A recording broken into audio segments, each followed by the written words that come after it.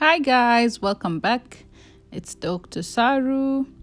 I'm really grateful to be doing these videos, and I'm grateful that it's been a few months now, I think, that I've been doing back to back on every week on Friday, and the special series that we've been doing throughout the month of Ramadan, and now the the teaching series.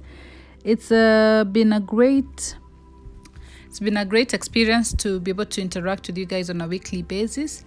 So I had done a poll last week asking for the topic that you'd want us to discuss next, and Great Study Habits happened to top it at the rank. It was the number one topic that people requested for, so that's why we're here.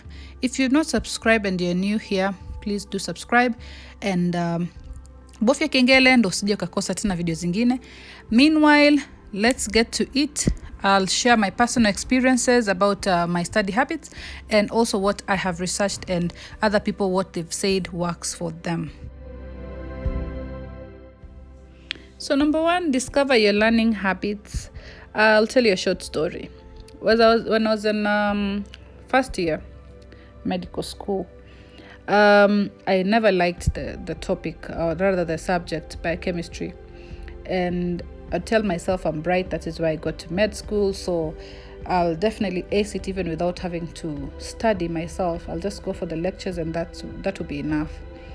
But I realized, in as much as I learn more by hearing and not reading or looking at something, I realized that you have to discover your learning habits and know what habits actually work for you. I actually flunked that subject really hard. My classmates or my peers will tell you that, at least for the first semester, before I actually discovered what my learning habits were, I had to pay a price. So know yourself and discover your learning habits. Know how do you like to study which particular subject with what environment, because even a study environment impacts greatly on your studying. So discover your learning habits and you'll find a great deal in improvement in your studying.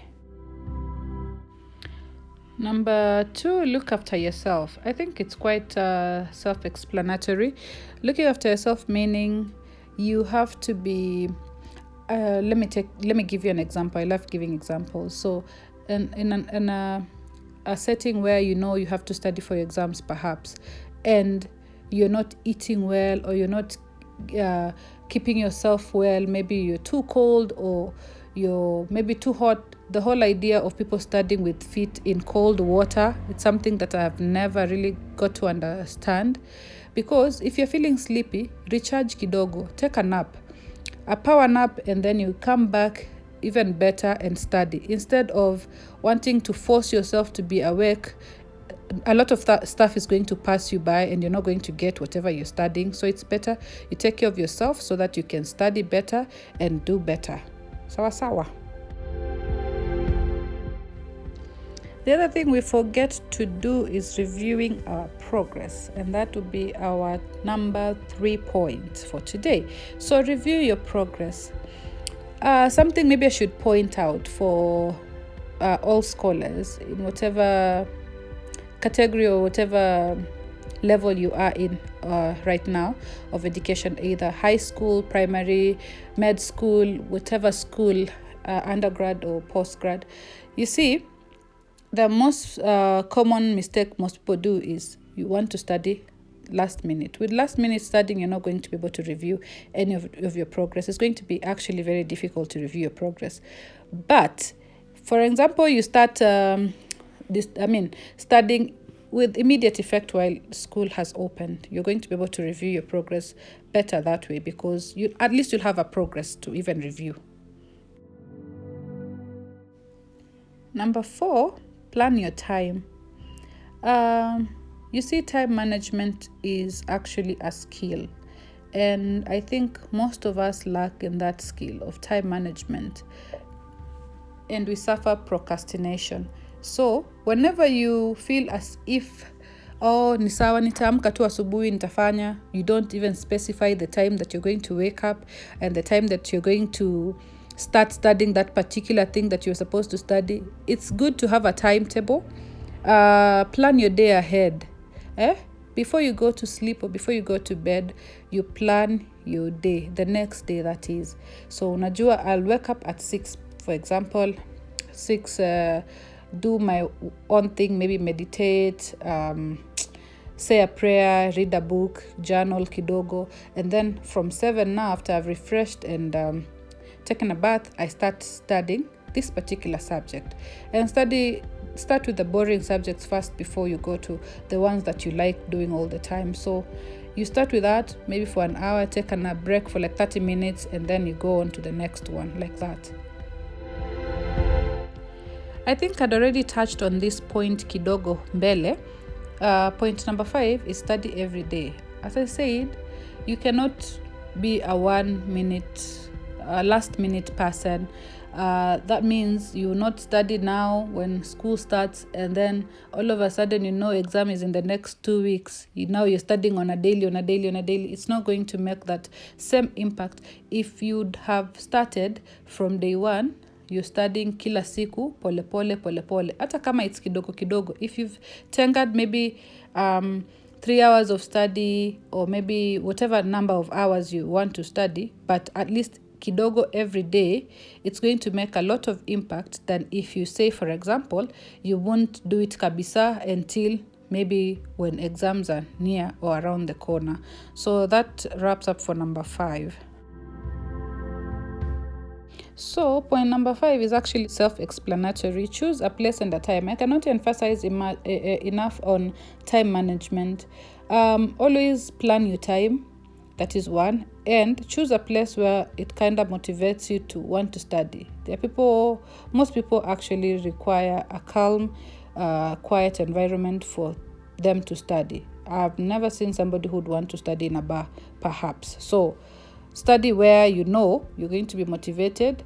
Some people like nature, so maybe you'd want to study in a park if you have that availability. And it's a place where you can actually easily access. So whatever works for you, but choose a place and also a time to where you want to study. We are so privileged and lucky to live in this era where we can use different applications to assist us with our studying. So another great pointer there is use apps that are going to assist you with your studying or planning your time or waking you up or keeping you motivated or giving you reminders. Whatever apps that you can use to help you study, use those. So point number 8, guys, you need to stay motivated. Do whatever needs to get you motivated.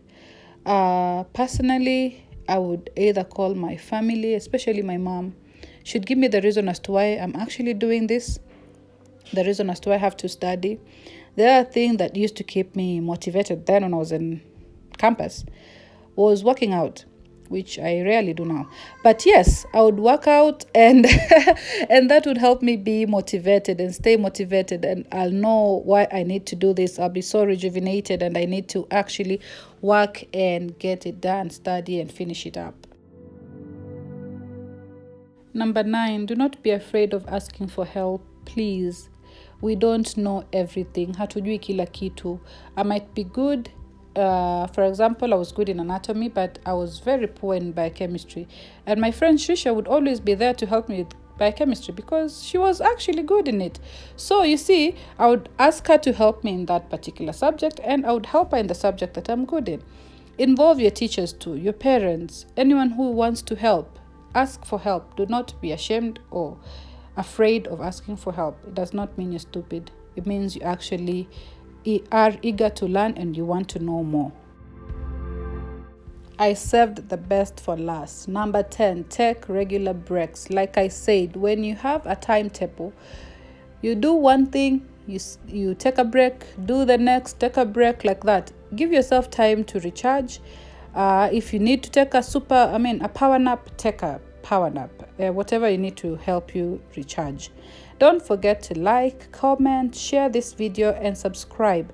And above all, let's be safe and meet next week when we'll be doing another interesting topic. It's Dr. Saru. Until next time, take care, guys.